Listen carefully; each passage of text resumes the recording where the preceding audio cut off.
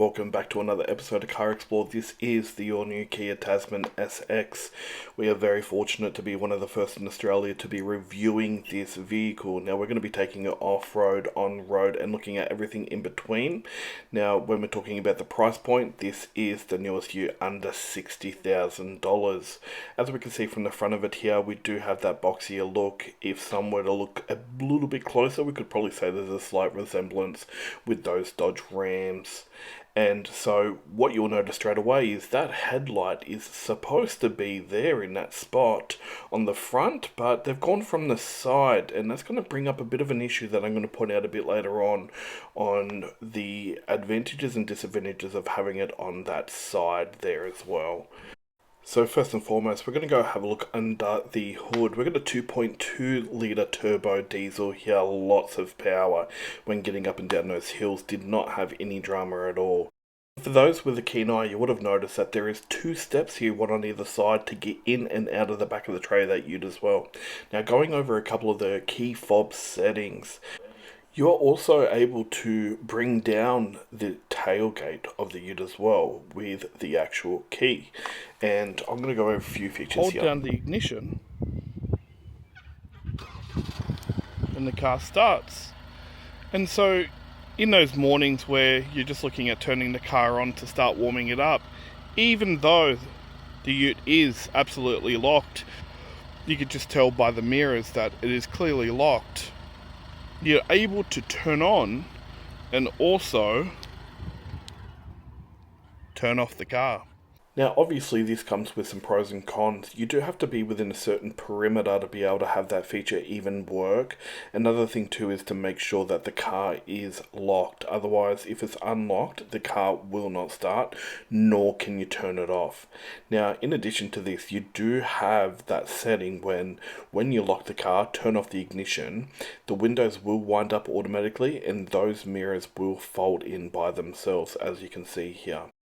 Now, you may have noticed that the car's a little bit dirty, and unlike the rest of the videos that we have up on our channel, we take great pride in making sure that we can show these cars to their full potential, and that is showroom condition. But I've left the car like this on purpose for a very particular reason, and that is I wanted to try and see if you could spot something on the front of that grille there. Between the grille and the windows, I noticed something that I hadn't come across before, and that is the amount of bugs that are already building up within 3 days of driving this vehicle. And that's simply because the bugs have nowhere really to go, so they kind of land there, there's no aerodynamics, so that's completely fine, but something to note. Now let's have a look at how far we can actually get away from the car while having that ignition feature still work, turning off and on the vehicle. We'll now hold the ignition key and see if the car turns off. By locking the car, hold that ignition switch, and on goes the car. Now, if you're somebody that needs to tow anything, 3.5 ton towing capacity is what you have here, and it loves it. In terms of the comfort, I've noticed that it is really waiting for that weight to be on the back of the car to fully adjust that comfort level. Now, when going over any of the humps in the road, it does it relatively smoothly, but you will notice when we hit a particular bump that you're going to really feel that, because there is nothing on the back to weigh it down, which is exactly what that suspension is built for. Now when it comes to the comforts of inside of the cab, remembering that this is a dual cab, so this is no 4x4 by any means. And what I mean by that is when you're sitting in the back, there's relatively low space in between your knees and the front of the vehicle. So just keep that in mind that this is no 300 series, but it does have CarPlay. It does have a fantastic reverse camera, although visibility is quite light at night, just with those reverse cameras being on. Now I've decided to take this opportunity and fully take advantage of it, and so I've reached out to a couple of mates to go set upon a couple of really steep inclines that we do have here locally. Now I came across a little bit of trouble, and I'm going to walk you through these, but what I wanted to show you first and foremost is just what we're dealing with here. Now when it comes to cameras and trying to film steep hills, anybody that's taken a photo of something that you would assume would come up as steep on a photo never tends to, but rest assured that this is relatively steep. I mean, as you can see by looking at the background, all the room in the world, and you best believe that the opportunity was taken here with this private road, that this was the steepest that we could get. Now, one of the biggest problems we had with the Kia Tasman is the fact that although that it is showing up that yes, there is ground clearance from that front bumper, there is not a lot of ground clearance. If you don't mow your grass for a couple of weeks, it wouldn't surprise me if you start hitting the blades of grass. But the other thing too is, because of such a long wheelbase, you do tend to want to almost be in a position not to beat yourself.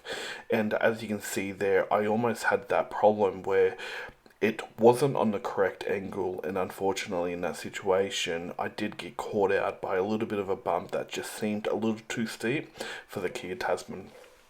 Now, going up and down these hills, I do have it in 4 low, so remembering that this is a true 4x4 off-road, just because it does have relatively low ground clearance doesn't mean it doesn't have the ability to be able to perform like the rest. In fact, I'd probably say that in terms of the comfort level, it was maybe on par or a little bit familiar with driving one of the Toyota Hilux SRs. Now, the other thing to note, when going up hills, it really does not have an issue when it comes to performance. There was not a particular part where I was concerned about any of the power to weight ratio when it comes to the Kia Tasman. It wasn't spinning, it gripped the entire time, and to be honest with you, I was a bit shocked. I started stopping halfway up these hills here, and as you can see, they're very steep. I started stopping and starting to see if I could at any point try and get those wheels to kick a little bit, but it just wanted to grip the whole time. And that's exactly what we're looking for. In these types of vehicles, we do want to see them going off-road at maximum capacity. At the end of the day, you're spending around the same amount of money that the average person would usually go for those Toyota Hiluxes, where you know that there is that reliability, but also it's going to get you through the terrain that you need. And in this situation here, it proved beyond a doubt that it was ready for almost anything except those really steep inclines or hills that it just couldn't get over, because it would be bottoming out, unfortunately. Now, it's a simple fix, and it's one that the other brands as well are not shy of also admitting that that's a problem, and that's what lifter kits are for. So if this is a problem for you and you're going to be doing a little bit more off-roading, it is something to consider that you're probably going to be needing a lift kit, just in the instance that the terrain does become a little bit too harsh for the height clearance of the Kia Tasman. Now, in saying that, just to wrap up basically everything that I've been talking about already. So, in terms of the overall drive, fantastic. It does incredible. In terms of the comfort levels, yes, it doesn't have heated seats in the SX model. It doesn't have a massage chair like some of the EVs, but what it does have is the 5-star NCAP safety rating. It has the Kia brand behind it, which shows that level of reliability. It also is extremely well put together. There's no creaking, there's none of that. In terms of the overall comfort, I would say it's probably one of the better cars that I've driven in the history of driving all of the vehicles that I have. Albert, that being behind the Toyota Kluger, which still remains as number one in my opinion for one of the most comfiest rides when it comes to a mid-size SUV slash 4-drive slash ute. So I'd still put it on that contender, but overall I think that the Kia Tasman is a fantastic drive and definitely a massive contender when it comes to that under $60,000 range.